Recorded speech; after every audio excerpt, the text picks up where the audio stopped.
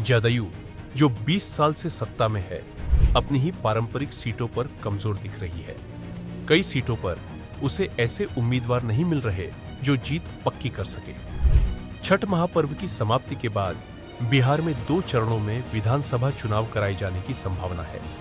NDA में seat बंटवारे पर लगभग सहमति बन चुकी है। हालांकि 20 साल से सत्ता पर काबिज जेडीयू को कुछ सीटों पर रेस के घोड़े, या यूं कहें कि वैसे उम्मीदवार जो अपने दम पर चुनाव निकाल ले जाए, वो नहीं मिल रहे। ये सुनकर आपको ताज्जुब हो सकता है कि बिहार जैसे राज्य में जहां हर कार्यकर्ता चुनाव लड़ना चाहता है, वहां जेडीयू जैसी पार्टी की उम्मीदवार की किल्लत हो जाए। आइए उन सीटों को समझौते हैं जहां जेडीयू को विनिंग कैंडिडेट खोजने में पसीने छूट रहे हैं। बात करते हैं खगड़िया जिले की परपत्ता विधानसभा सीट की। 2020 में यहां से जदयू के डॉ संजीव कुमार सिंह विजयी रहे थे, लेकिन मौजूदा हालात में उनका सरकार से तालमेल ठीक नहीं बैठ रहा है। संजीव सिंह साफ कह चुके हैं कि वे अपने स्वाभिमान से कोई समझौता नहीं करेंगे। जब बिहार में महागठबंधन की सरकार गिरी और एनडीए की वापसी हुई, उसी समय से संजीव सिंह के तेवर चर्चा में रहे। जदयू के भीतर भी कई नेताओं को उनके व्यवहार से आपत्ति रही है। इसके बावजूद परबत्ता में उनकी पकड़ बेहद मजबूत मानी जाती है। कुछ समय पहले उन्होंने पटना में प्रदेश भर के भूमिहारों का बड़ा सम्मेलन किया। यह साफ संकेत था कि वे खुद को भूमिहार समाज का नेता स्थापित करना चाहते हैं। अब चर्चा यह है कि संजीव सिंह ने तय कर लिया है कि वे जदयू से टिकट मांगने नहीं जाएंगे। सवाल उठता है, अगर वे खुद टिकट मांगने नहीं जाएंगे तो क्या जदयू खुद उन्हें मनाने उनके दरवाजे जाएगी? सियासी हलकों में यह भी चर्चा है कि संजीव सिंह के रिश्ते इन दिनों तेजस्वी यादव से काफी नजदीक हुए हैं। ऐसे में बड़ा सवाल यही है कि अगर जदयू उन्हें उम्मीदवार नहीं बनाती तो पार्टी परबत्ता से आखिर किसे मैदान में उतारेगी?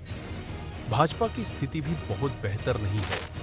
उन्हें भी कोई ऐसा मजबूत चेहरा नहीं मिल पा रहा है परबत्ता में संजीव सिंह को टक्कर दे सके। इसी बीच एक राय यह भी उभर रही है कि एनडीए चाहे तो चिराग पासवान की पार्टी को यह सीट दी जाए।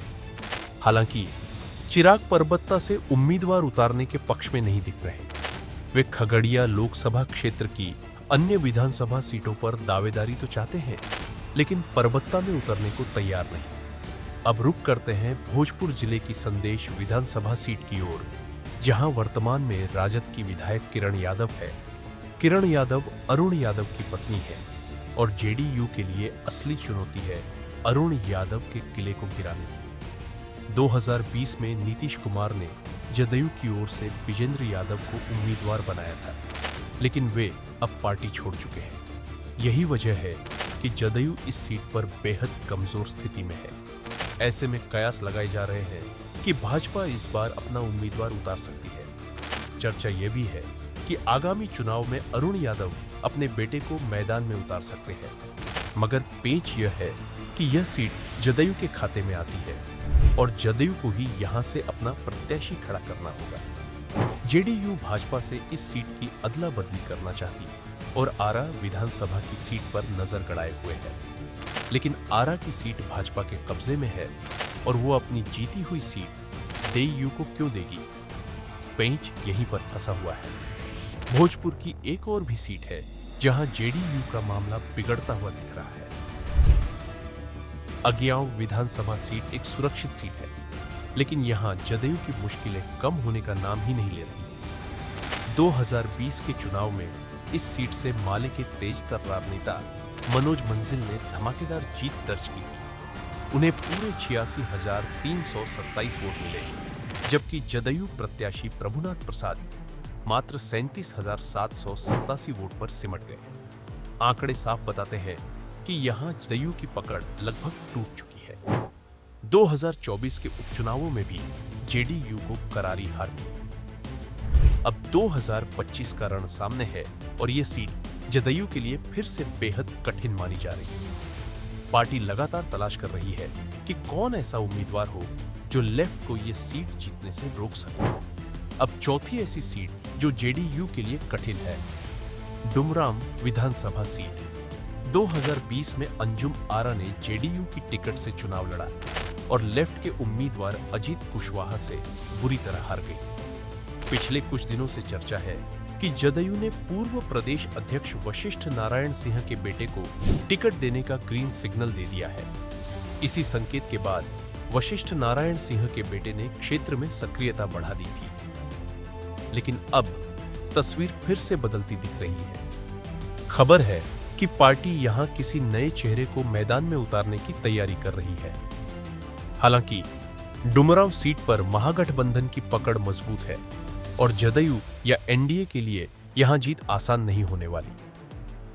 5वीं सीट जहां जदयू की हालत खराब है वो है जहानाबाद की घोषी विधानसभा सीट। यह सीट दरअसल जुड़ी है पूर्व सांसद जगदीश शर्मा से, जिनकी जदयू से अब दूरी बढ़ चुकी है।